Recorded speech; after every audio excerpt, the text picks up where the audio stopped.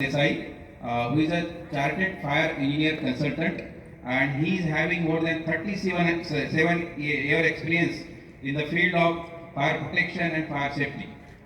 He is a certified auditor. He has auditor for the. He is doing the audit for the National Safety Council, Mumbai Fire Brigade, and he is certified by the NFPA also. His topic of presentation is methods of fire risk analysis for high-rise building. There are different methods, and when we do the risk analysis, so one of the important factor is again that what I mentioned earlier, that's the fire load. The fire load, he is taking some examples also, specifically the how fire load play important role. He is considering one examples of the 25-story building height. Considering there was a fire at say 15th floor and it was initiated by the electrical short circuit, then how the fire load affects and how it is helpful, why we should not ignore all fire load while doing the risk analysis of the particular area. So now, without wasting any time, I request our speaker to start your presentation, and as our chairman suggested, instructed in between, you please look at the screen in between where there will be the time clock. Mr. Irfan Desai. Yes, thank you. So there is in one more screen in between. The time is displayed there. You can just have a look in between. Okay, sir. So that we will stick to the time. Thank you, thank you.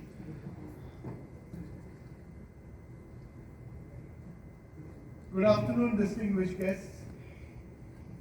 It is an honor to be here today to discuss an area which is critical not only to our profession but also to the well-being of communities world over. Fire safety has always been a principal and predominant factor in building design.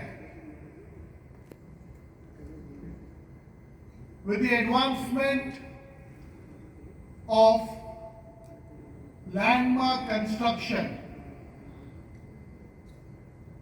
design methodology, occupancy, implementation of effective safety measures becomes important and in my paper here today, I delve on an important concept of fire load, which is a crucial determinant of fire severity. Fire load needs to be understood in details. By understanding the fundamentals of fire load and its assessment, the most important achievement we can get is that we can predict the behavior of fire and smoke, ultimately saving lives of people and property. The analysis will cover the methodology to assess fire load.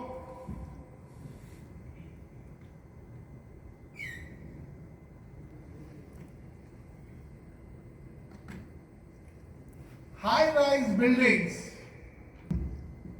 possesses various difficulties because of its height. The unique challenges which we possess during fire risk assessments in high-rise buildings are evacuation difficulties, structural integrity, accessibility for fire services, power outages, water pressure issues, rapid smoke spread, facade hazards, air quality ventilations. Is a very important factor, and that is difference in pressure.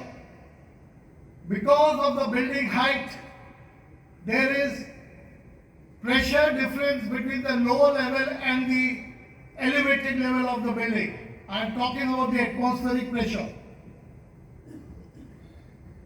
And because of this pressure difference, fire and smoke at the lower level will rapidly rise to the higher level, thereby covering the entire building and making evacuation and firefighting operations difficult. To overcome this, the assessment of fire load is very, very, very necessary. We all spoke about fire load, but let us define fire load. What is fire load? Fire load is the total mass of the combustible material present in the premise and measured in terms of energy per unit area.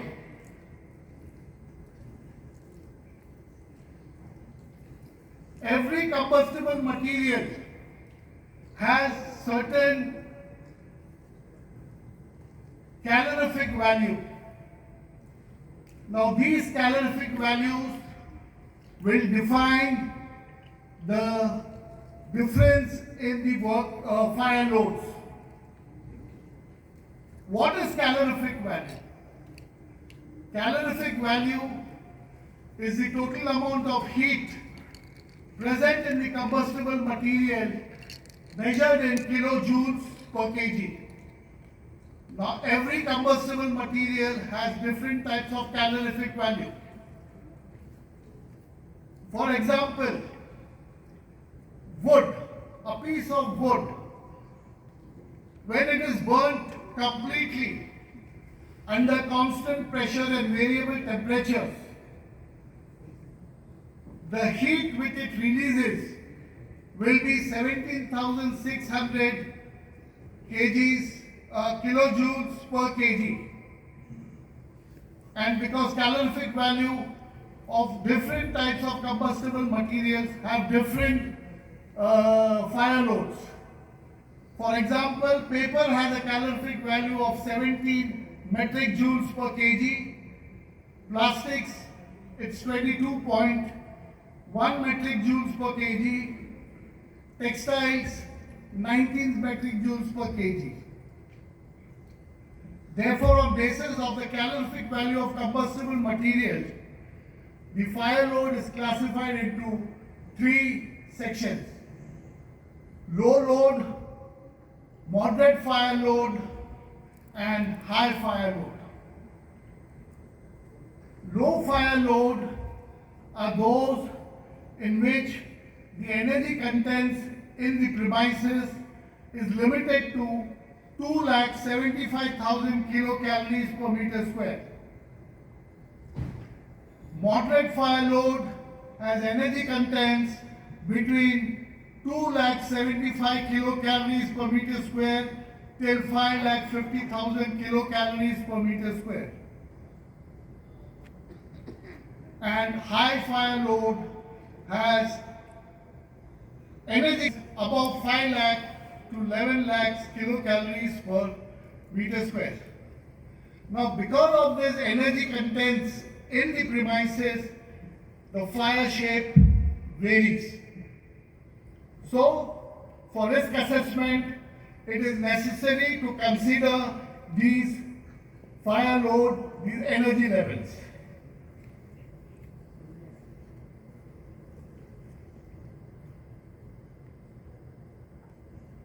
there is one good observation on basis of these fire loads, low load, moderate load, and high load.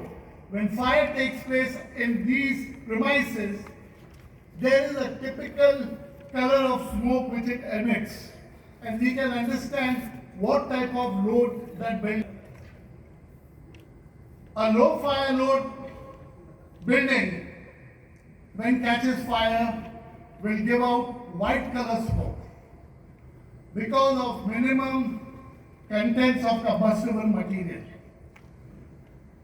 Medium fire load building will give out smoke of dark gray color because of intense combustion, producing more particulates, and because there are more combustible material, the energy level is more, so the particulates are more, and the color of smoke is darker. Whereas in a high fire load building, the color of smoke will be black, dense black, because of intense burning, releasing tremendous amount of heat and particulates. And this black color is due to incomplete combustion. And like my previous speaker said, Mr. Desai, please Yes. conclude. Please conclude. okay sir, oh my god, okay. The color of smoke is black and the gas is carbon monoxide. Well, there are many other things to be told, but there is one thing I would like to just point out. Give me just 2-3 minutes. See, we've spoken about the loads. One thing is very important that we don't speak about accidental Please load. take 1 minute more. Okay, sir. 1 minute more. Conclude. Accidental load. Now, these are the loads which actually are not taken into account while designing the load of the building. For example, I'll give you a very good example, recent example, and I'll read it out. It is at Grenell Tower, which fire took place on 14th of June in 2017. Fire broke out in a 24-story building, causing 72 fatalities. The report was recently released and it contains two phases. The report was in two phases. The first phase was focused on assessing response for emergency services and how fire spread quickly. The key findings were rapid fire broke out because of ammonium composite material cladding. This ammonium composite material cladding failed the fire test and fire was increased and the building was totally destroyed. The second was stay put policy, where the residents were asked to remain in their rooms instead of evacuation. And third was the evacuation planning was not there. Phase 2, decision-making responsibilities, design, construction, refurbishment, use of dangerous materials, government oversight, very important, government oversight and corporate accountability. So what I want to say is, what point out in my speech is that accidental fire load, your building may be fully designed, it may be equipped with good fire systems, but if your accidental fire load is not taken into account, it doesn't guarantee that your building will not be destroyed. So the methodology of fire risk assessment should be at the design and at the planning stage, not afterwards. Thank you, sir. Okay, thank you very much, sir. Thank you.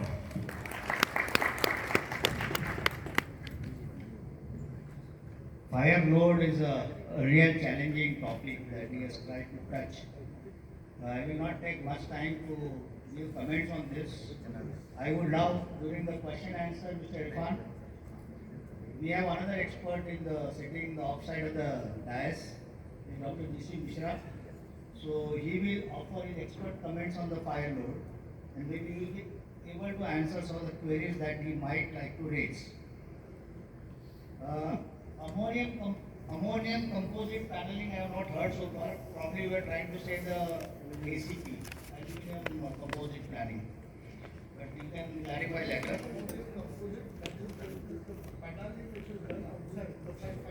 Yeah, I must understand. Is the ammonium composite or aluminum composite is the question? The ammonium. No, I didn't say ammonium.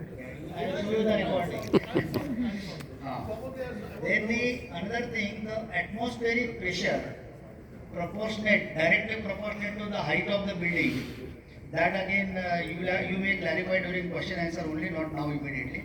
And third thing is the fire load vis-a-vis the color of the smoke. So that also we will discuss at a later stage. Now I please call upon Dr.